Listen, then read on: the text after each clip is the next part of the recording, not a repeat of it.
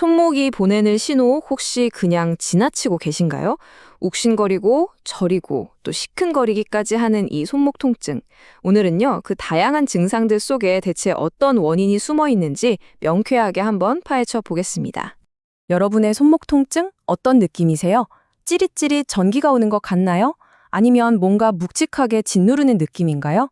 지금부터 여러분의 몸이 보내는 그 신호를 저랑 같이 한번 해독해 보시죠.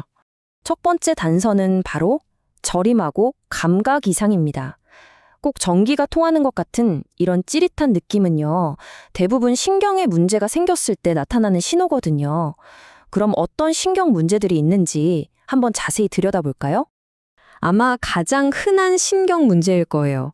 특히 우리처럼 스마트폰이나 컴퓨터를 많이 쓰는 사람들한텐 아주 익숙한 이름이죠. 바로 손목 터널 증후군인데요.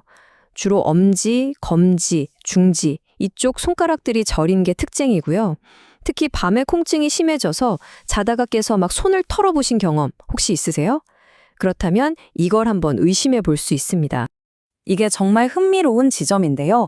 여기 보시는 것처럼 어느 손가락이 저리냐, 이것만으로도 원인을 대충 짐작할 수가 있다는 거예요.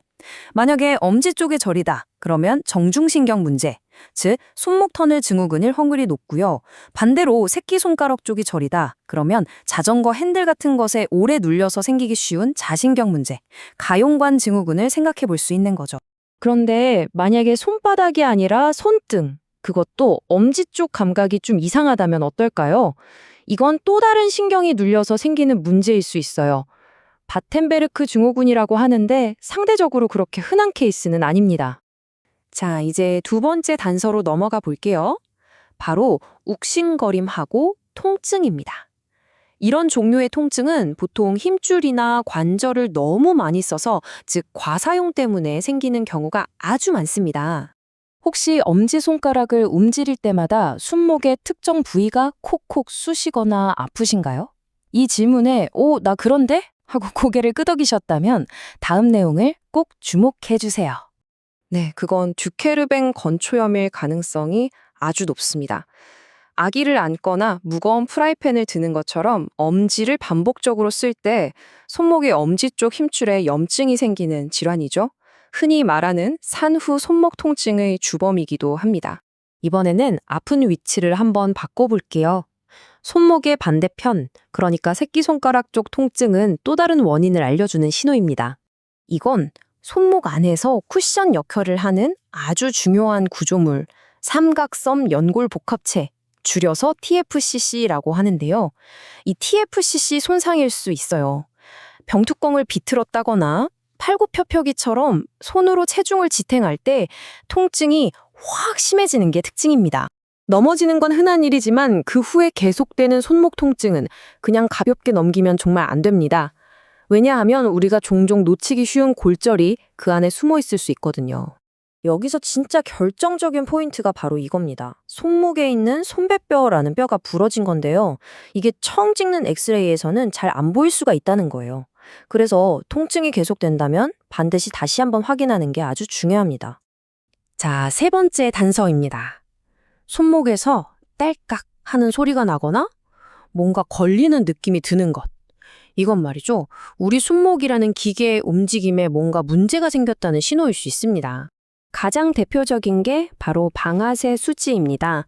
손가락을 구부렸다가 펴려고 할 때 부드럽게 펴지는 게 아니라 마치 총의 방아쇠를 당기는 것처럼 딸깍 하면서 걸렸다가 펴지는 느낌이 드는 게 특징이죠. 그런데 만약에 그 딸깍거리는 느낌이 손가락이 아니라 손목 한가운데서 느껴진다면요. 특히 체중을 실을 때 말이죠. 이건 인대 손상을 의심해 볼 수 있는 아주 중요한 신호입니다. 손배월상 인대 손상일 가능성이 있습니다. 이 인대가 손목뼈들이 안정적으로 움직이게 하는데 아주 중요한 역할을 하거든요. 그래서 여기가 손상되면 손목 중앙이 아프고 또 물건을 쥘 때 힘이 쭉 빠지는 것 같은 느낌이 들 수 있습니다. 자, 이제 우리가 직접 탐정이 되어볼 시간입니다. 병원에 가지 않고도 집에서 아주 간단하게 해볼 수 있는 테스트들이 있거든요. 이걸 통해서 내가 의심되는 질환의 실마리를 어떻게 찾을 수 있는지 같이 한번 알아볼게요. 첫 번째는 팔랭 검사입니다. 양 손등을 이렇게 마주대고 손목을 완전히 꺾는 거죠. 이 자세로 한 1분 정도 가만히 있어 보세요. 만약에 이때 엄지, 검지, 중지 손가락이 저릿저릿하거나 저림이 더 심해진다면 이건 손목 터널 증후군일 가능성이 아주 높다는 신호입니다. 다음은 핀켈스타인 검사입니다. 엄지손가락을 나머지 네 손가락으로 감싸서 주먹을 쥐고요. 그 상태로 손목을 새끼손가락 쪽으로 부드럽게 꺾어보는 겁니다. 이 동작을 할 때 손목의 엄지 쪽에서 찌릿하고 날카로운 통증이 느껴진다면 아까 설명해드렸던 드케르벤 건초염을 강하게 의심해 볼 수 있죠.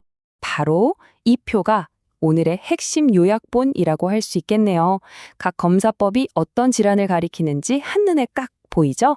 팔랭 검사는 손목 터널 증후군, 핀켈스타인 검사는 두케르뱅 건초염, 그리고 압박 검사는 TFCC 손상, 그라인드 검사는 엄지손가락 뿌리 부분의 관절염을 확인하는 데 도움이 됩니다. 자, 이제 흩어져 있던 단서들을 다 모아볼 시간입니다. 오늘 우리가 쭉 살펴본 것처럼요, 여러분이 느끼는 그 통증의 종류, 그리고 아픈 위치, 이런 것들이 원인을 밝히는데 정말 중요한 열쇠가 된다는 걸 아셨을 거예요. 이것만은 꼭 기억해 주세요. 찌릿찌릿거리면 신경 문제, 욱신욱신 아프면 힘줄이나 관절 문제, 그리고 딸깍거리면 뭔가 움직임의 문제일 수 있다. 이 간단한 틀만 알고 계셔도 내 몸의 상태를 이해하는데 훨씬 큰 도움이 될 겁니다. 자, 이제 여러분은 손목이 보내는 신호를 해독하는 법을 배우셨습니다. 그럼 이제 이 지식을 가지고 뭘 해야 할까요? 바로 전문가를 찾아가서 정확한 진단을 받고 여러분의 건강을 위한 다음 걸음을 내디뎌 보는 것 어떠신가요?